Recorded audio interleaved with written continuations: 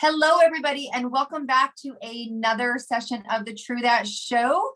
Hello, Miss Caroline. How are you today? I'm very well, and you? I'm super excited. We were talking earlier, you guys, about how I clean my sock and underwear drawer. Today is going to be an amazing interview. And if that didn't make you change the channel, I don't know what is. But you can see us, we're all having a good laugh here. I love the feeling that I have some control in my life when things are going awry. There is nothing I love more than when I'm like, and I just clean my desk and I don't really need to, or I clean out a drawer. And there's this really, I'm sad to say, sense of accomplishment. It's like, woo, I've got something done and my life is in order. And it's so true. And I feel like I have something. I literally just said to someone the other day, I really have this need to clean out my makeup container. They're like, aren't you funny? So what else is going on in your life? I'm like, it's chaos. It's so busy in my life. And I feel like I need to clean up my makeup. Well, see, but, I do get the makeup thing. I get that. Yeah. I do get the office thing. But the underwear drawer, really? Like, how do you feel accomplished about that? Look, I saw you sent me a picture the other day. So me and Caroline just finished this amazing conference, and she sent me a picture the other day of her watching this conference, and she was showing me the picture of her cat. And you know what I saw in the background? I saw this TV of this amazing speaker on, and then I saw all these board games to the side and there, and I was like, oh, look at you. You got some organizing to do. But anyways, it's not about me and my underwear. Okay, I didn't know that my house would get attacked on this podcast. No, but just to, I want to clarify one thing. This is a basement, so I had to do 4 hours of cleaning before going down there and sitting, because it wasn't that messy, but my daughters, it's their spot and I just don't go there. So I wanted to watch a conference there, so I had to do 4 hours of cleaning, but clearly I'm not going to clean the board games and everything. And that's exactly what Deb saw in the picture. I should have showed you the rest, but anyway, besides that, like, I do get the feeling of what you say, of feeling more accomplished when it's clean, because I have this thing of, if I'm anxious, if I'm sad, if something happens or I feel like I'm not in control, I'm like looking around and I'm like, oh, the house is a disaster. Like, honestly, Deb, I probably tell you that once a week, which is, it's not a disaster, but it's just like once a week, I'm like, I need to dust everything. All the mirrors need to shine. The floors need to be clean, vacuum, and blah, blah. So I go through that, and I don't know if it's, me tiring myself so much, but after those 4 or 5 hours, I'm always like, And then I get to enjoy it for about 5 minutes, because I do have kids and dogs. And I'm like, please, guys, just stay away. Stay away from the house. Well, that's why I'm super excited for our speaker today, which we should bring on, because people don't probably want to hear about our dogs and our socks. Because here's the interesting thing about, so Mel Mason is what calls the clutter coach, the clutter expert. And when you hear that, for me, there's all sorts of things that go on in my mind, like, why would someone want to be a clutter coach? What is it that drove her to that? What does that mean? And is this a healthy thing that I do? Or should I deal with my anxiety in another way? Or all of that kind of stuff. And so I don't think I've ever met someone so versed and so intuitive with this particular area of work than I have with Mel. When I hear her talk about the clutter almost in the body and in the mind, and then how it shows up out there, I'm like, oh, I just thought I kept this side of my desk clean because I interview, and that side is the other. So I've got two parts of my personality. But no, she really made me think about where my head's at. Like, where's my head at? And I can see it sometimes in my home. But anyways, I'm not the expert. It's pretty cool because she makes us feel normal. Yeah. Thank you, Mel. So welcome, Mel Mason. Welcome to the show. We're happy to have you here. And before asking you where all of this started, I will say, because it's going to we're going to talk about it during the interview, but I used to be a clean freak, like a clean freak. When I had my first child 22 years ago, yes, he was a preemie, but I swear every single week I would clean each one of his toys. cars, you know, the little thing, everything. I would empty everything and clean everything, and you could eat on my floor, literally. It was probably cleaner than anything else. But now I have 3 dogs, and now it's like sometimes I look at my house and I'm like, what has my life become? And but on the other end, I do feel, you know, happier and not as a freak, because one day someone told me, okay, you need to breathe. Your house needs to be dirty enough to be happy, but clean enough to be healthy. And for me, that was a switch. I was just like, okay, you don't need to eat on my floor. I'll wash a table. So, you know, find a balance. And I love when we talked with you, how you talked about, you know, those polar opposites and then the balance, because that's really what you're bringing to people. Yeah, absolutely. Well, thank you so much for having me, Carolyn and Deborah. It's an honor to be here with you. Absolutely. I mean, people think, oh, there's hoarding and then there's OCD and then there's clutter and then where do I fit? When what we don't realize is there's a spectrum for everything. Like even if you take fear, the other side of the energy is excitement. It's all on the same spectrum. It's just where you're focused. So the same with clutter. On one end of the spectrum, you have the extreme hoarding behavior. On the other end of the spectrum is the extreme OCD. Everything needs to be in its place. Nothing can be dirty, nothing on surfaces. And then right in the middle is your clutter sweet spot. What works for you in your environment, in your situation?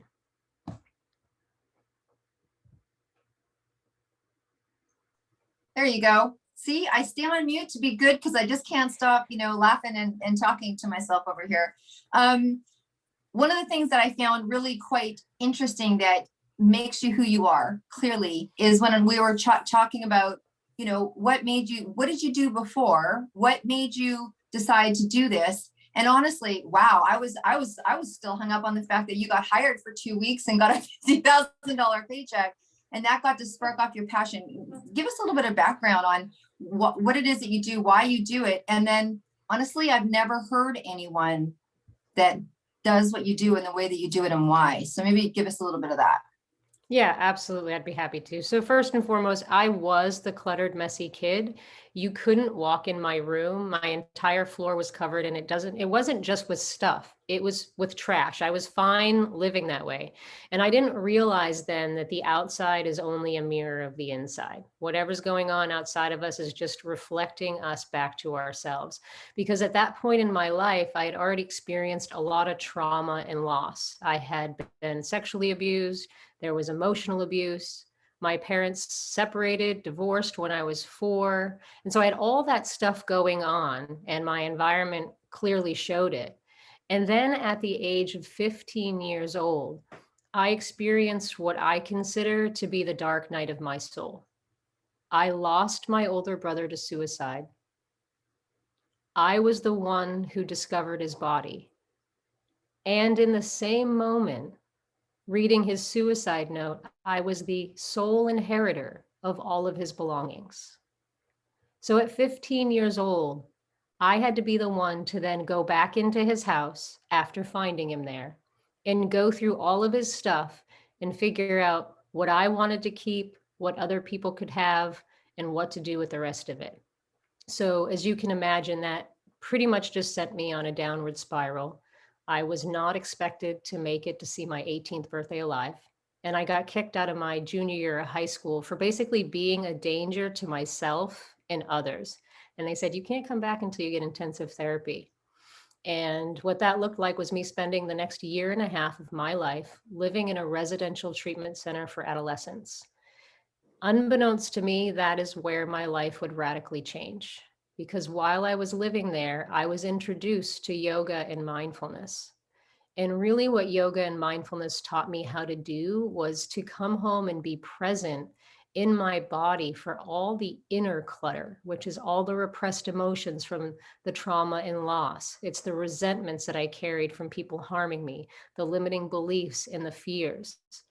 And as a result of being willing, just willing to turn my attention within and pay attention and be present for all of that stuff, what started to happen is I went from that cluttered, messy kid who was completely fine living like that. There wasn't anything on my radar saying I needed to do anything different but my mom yelling at me. But what started to happen was I needed to start changing my outside environment because the inside was changing. I was making space on the inside by being present with myself. And my outside started to change effortlessly and naturally, without forcing myself to do it. It just became spontaneous. And I went from that cluttered, messy kid to someone who could no longer tolerate clutter and had to have order in my environment. Now, the internal shift took about a year to get through, to go from that cluttered, messy kid to loving order, having order in my space. But it still took a long time to let go of those major attachments that I was carrying. Now, fast forward, and there came a time in my life where I wasn't really paying attention to myself anymore, or taking care of myself when I was in a marriage. And I wound up getting to a point where I actually wanted to end my life again. And I made the commitment to myself in that moment that I was either going to end my life right then, or I was going to do whatever it took to experience my birthright, which is being happy and abundant in every area of my life. I made the commitment to put my happiness first. And once I did that, it meant me turning my attention back towards myself again and being present for my experience. And within a few short months, I was able to leave a job I was unhappy at, work as an independent contractor for a couple of women to get my foot out the door because I'd always wanted to be in business for myself. And that led to an opportunity where they didn't really need my services for very long. And they sent me a $50,000 check in the mail for the balance of my contract. And what I did with that was I took the next 6 months off to figure out what I wanted to be when I grew up. And I never grew up, nor am I ever going to, but I did figure out what I wanted to do. And I was watching the show Hoarders for the very first time. And at that point in my life, I loved creating order out of chaos. And I had a background in energy healing. I had taken Reiki, I had taken Theta, I'd done all kinds of different things. And watching that show made me completely horrified because when you have all of that stuff accumulating around you for years, it's like the Great Wall of China. That's someone's defense system. And the show goes in and has them rip it all away in like a 4-day period of time. And what happens is they're actually re-traumatizing the person and causing more harm. And then the clutter is going to come back way worse than it was before. So that just triggered me to make me want to start a company that would help people not get that way in the first place, but also get to the root of the clutter so that when you do actually make the decisions and clear it away, it doesn't keep coming back. And what it makes me think about is a bit like weight loss. And I'll use this analogy because a lot of people know weight loss in some way, somehow they experienced it. But it's like if you would need to lose weight and I would say you are not eating for 2 weeks, that's going to help you. But then after, clearly all the, your body will be starving and you will just go get more and more and more, as opposed to what you're offering is a lifestyle change, is how to eat properly, how to lose slowly, and how to keep the weight off.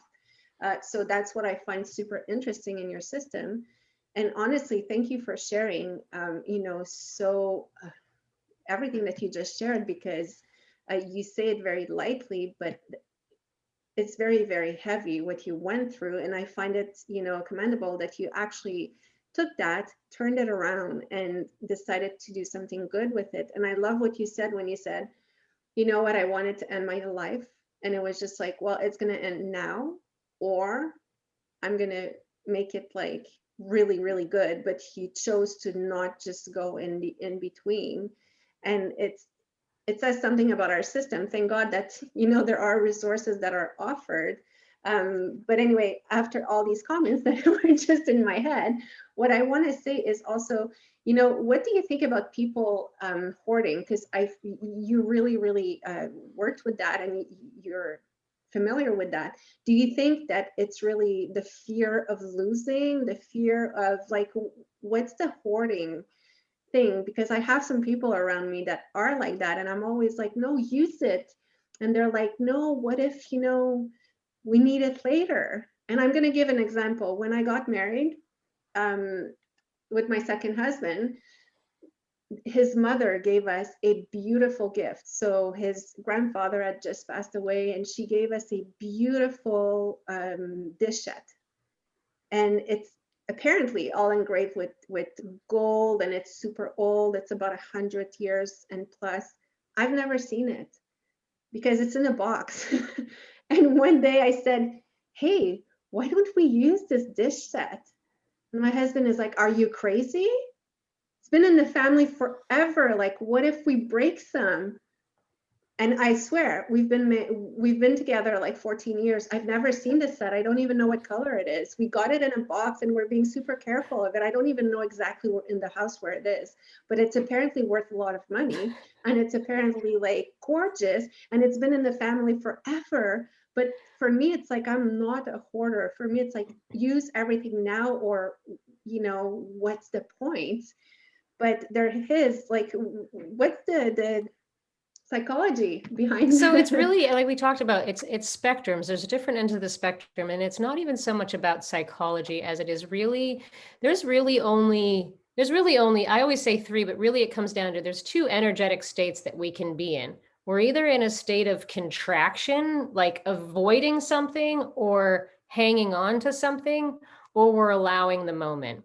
And when it comes to hoarding, it's just years and years and years of avoidance. And then part of the avoidance is the constantly grasping after things and buying new things, because it's a distraction. It keeps you from being present with yourself. So there's this constant grasping and this constant avoiding. And it just, as it goes on for years and years, it just gets worse and worse if people aren't addressing it.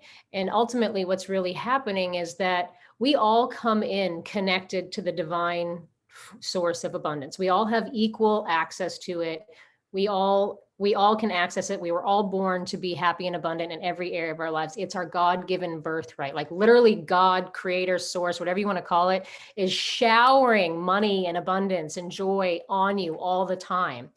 We are just too blocked to receive it because we're either too busy avoiding what's uncomfortable, so one hand is busy, and hanging on to what feels good, so this hand is busy. So we don't have any hands left to receive the abundance. And imagine it like a drainage channel, right? And as we come in completely clear, and then as we go through life, we start accumulating the inner clutter, the repressed emotions, the resentments, the fears, the limiting beliefs. All that stuff starts to act as sludge in that piping, which starts to block the flow. So as more and more time goes on, that flow gets smaller and smaller, and you see people have low energy, they have tons of accumulation, they feel overwhelmed, they're anxious, they're depressed. All of that just gets worse and worse with the less and less light. It's really just less light. So we need to remove the interference and let more light in so that the light can do the work. That's an incredible way to explain. First of all, I want to honor and I appreciate your transparency and your experience to where you got to, because I think for a lot of people, particularly around the sexual abuse or the emotional abuse, it's such a secreted topic. As much as it's a topic that still gets talked about, that individual person being able to correlate that experience into unhealthy areas of their life isn't as common as we think. They're like, that happened. And I know that I'm on, not people are seeing my hands, but that happened. Like they push it like it happened over here. I'm here now. And they don't realize that it leaches. It can leach if it's not healed into certain areas, whether it's relationships, and rarely outside of relationships do people see it show up and recognize that it could be part of the reason why you can't open your storage room door.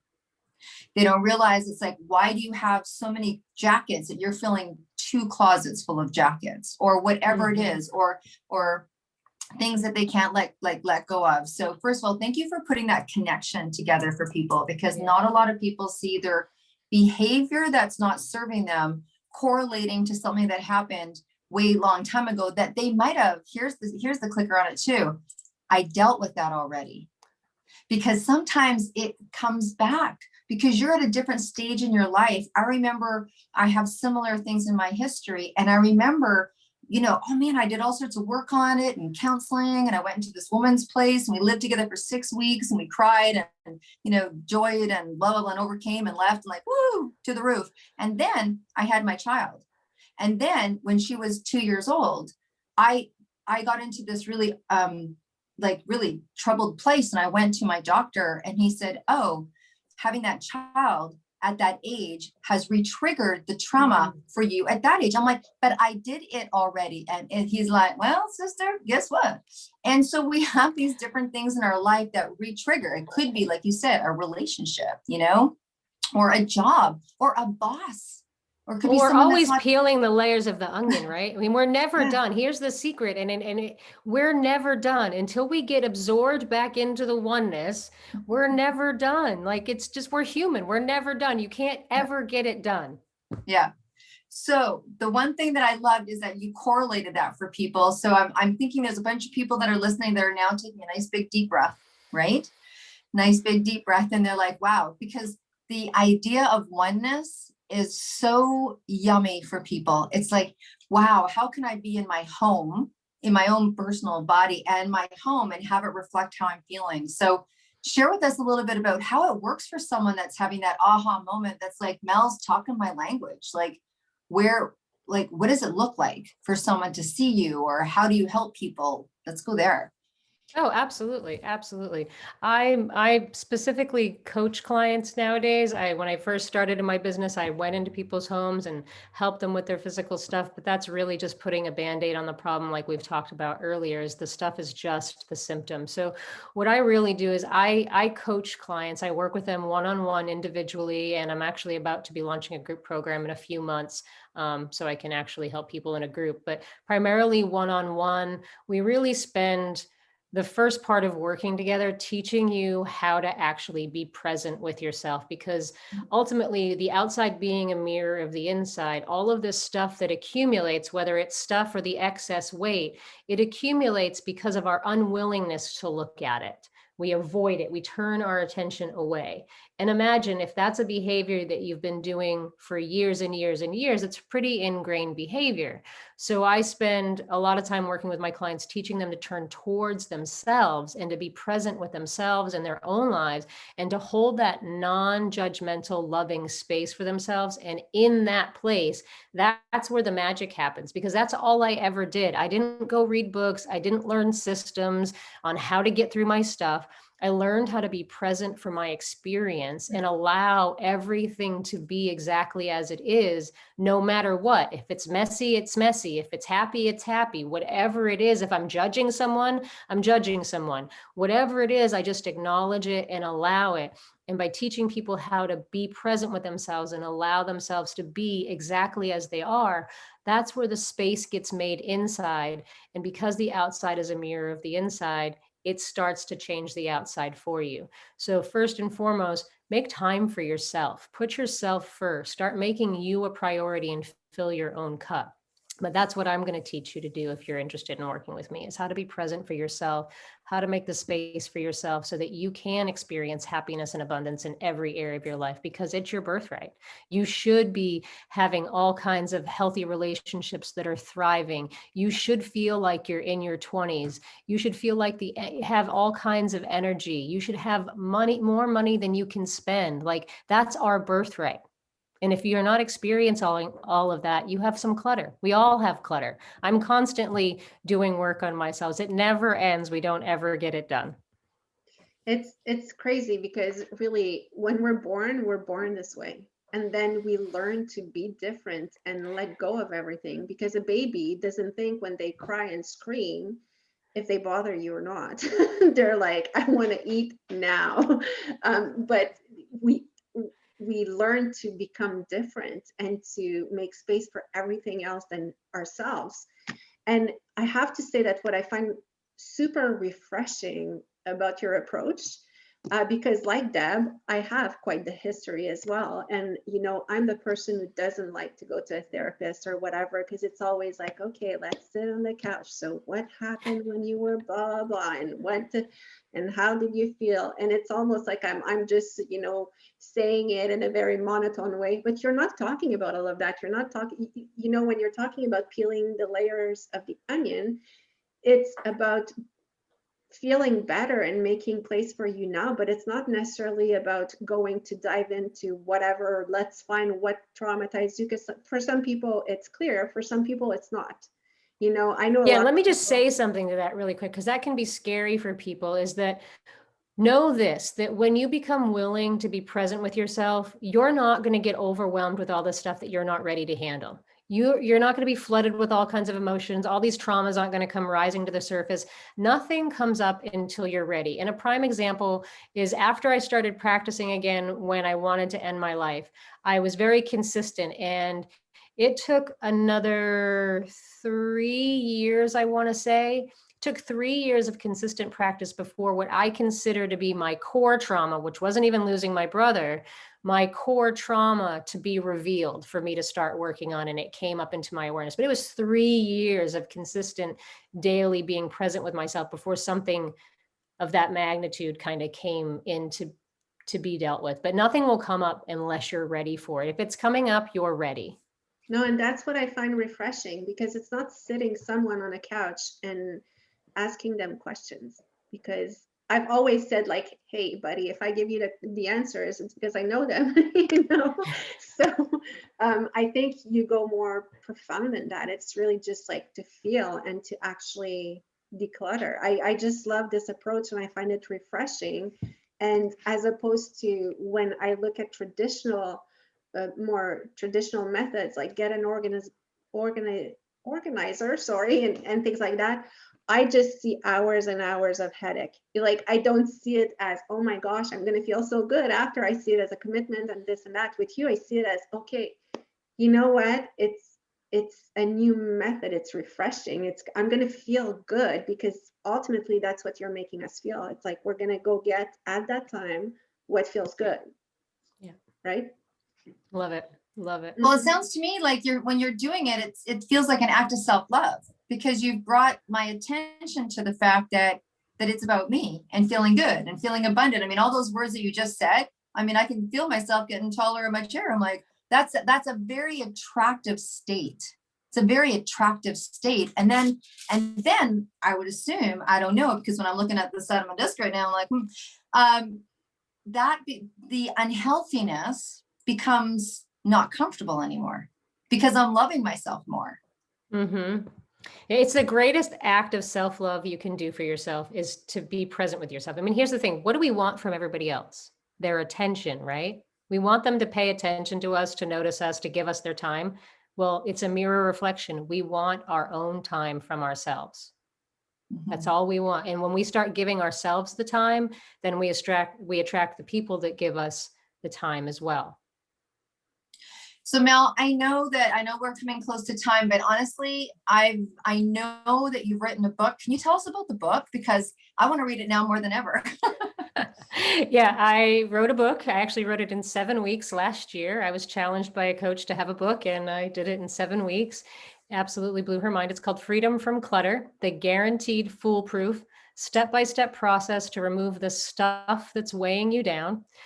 I don't like to give clutter. So for all of your listeners, if you just go to freegiftfrommel.com, you can download the whole PDF for free right now. If you want an autographed copy of it, personalized by me, just go to my website, Decluttering Spaces, under products, you can find it and buy it, and I'll send you an autographed copy. But if you just want to get reading it now, go download the PDF at freegiftfrommel.com. That's phenomenal. Generous. That is very generous. Thank you. You're gonna have It's about getting the message out there. Like, I did not write this to sell copies. Like, I just wrote it to get the message out there and, give it away to people. I don't want to be giving people clutter. If you want the physical, well, great, but get the information. My job is to get the information out there. The abundance comes from other places. Yeah. Fabulous. I mean, I'm a dog eater and writer, and for those people that are like me that love books because you use them like workbooks. That's me. I do both. I still have to have physical books too. I mean, because I can't read a screen all day. So I do have my physical books. I'm better at letting them go now. I just keep my resource ones. Yeah. So, you know what, for people like me who want even more clarification. So if someone is sitting there wondering, do I need to go see her or not? Because like I said, there's some people that, there's pretty clear trauma. Some other people at some point are just sitting there feeling anxious, feeling disorganized, but just feeling like, oh, that's because I'm a mom, I'm super busy, or whatever, I have a full-time job or this or that. Sometimes we don't realize that we even need that help. But if someone is listening to this right now and they're like, do I need her or not? What's their first step?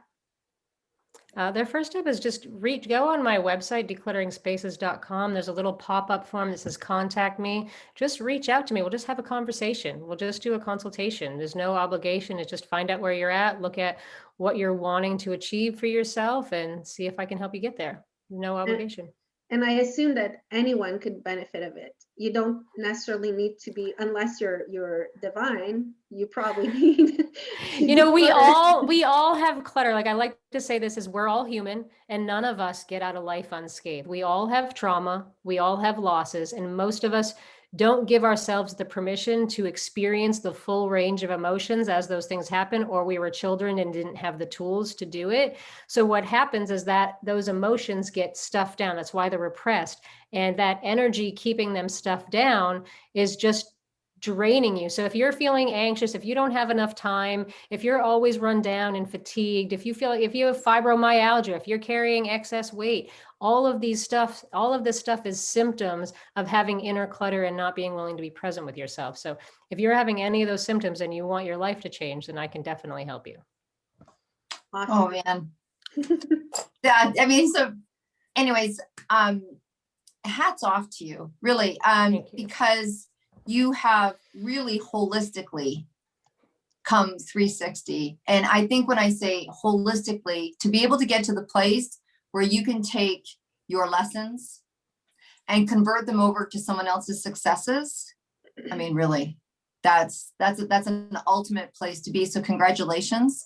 Yeah, you're welcome. I think that I'm sitting here kind of in awe. So I'm sure people are going to do what they do and contact you. I'd love to have a follow-up interview and hear how things are going as time goes on. And I'm going to just let Caroline close this out because I've got to go clean it. No, I'm going to, I'll let Caroline close this out today. Wow, you really changed something in her, because usually she wants the last word. But wow. Wow, right? See, I'm not the only one that thinks you're mean. No, she didn't think I was mean. She just I didn't say. I said, "Wow, that you're letting go and letting her have the last word." Exactly. That's huge. It's all a question of letting go. The wow I heard from her is like, wow, you can express what you feel. It's good. Anyway, no, Mel, seriously, I really appreciate meeting you, because I met you today, and I know that, the first time we really met was through email, because you had met Deb and you were going skydiving, and that was postponed, but I know that it's coming. So clearly you're a woman who lives every single day to the fullest. And it's funny because I got this energy from the 3 emails we exchanged before today. You have such an energy of, it's light, it's fresh, it's positive, and I think it's really because you embody it 100%. So there's nothing fake in that. And I absolutely love it. So it was such a pleasure to meet you. And I'm going to let you the last word. If you have anything in closing that you want to share. Yeah, absolutely. Well, thank you so much for having me on here, both you, Deborah, Caroline. It's been such an honor and a pleasure. What I always like to leave with is that there's only one requirement for you to get free from any clutter in your life, whether it's physical stuff, it's emotional stuff, you're carrying excess weight, you have toxic people. The only requirement is your presence. You need to be willing to make the space for you in your life, and the rest will come from that. If you make yourself a priority and make time for yourself, not just to go read books and do things, but actually be quiet and turn your attention within and see what's happening and what it feels like to be in your body as you in each moment. That's the greatest gift you can give yourself. Everything will change from that. If you do that consistently every day, you don't need my services. I tell my clients, if you just become willing to be present with yourself every day, you will fire me really quickly. You won't need it. My first client fought me for 4 years doing this practice. After 4 years, she finally started coaching with me. Within the first year of coaching, she said she didn't need me to come to her house anymore, and she couldn't even get through a box of paper on her own. And then 10 months later, she said she didn't need me at all anymore. So 6 years, first 4 in resistance, coaching with me lightning fast. So your presence is required. Make the space for you. Make you a priority. Thank you so much. And thanks everyone. And we'll see you again next week. And if you want to contact Mel, decluttering spaces.com. Thank you. It is.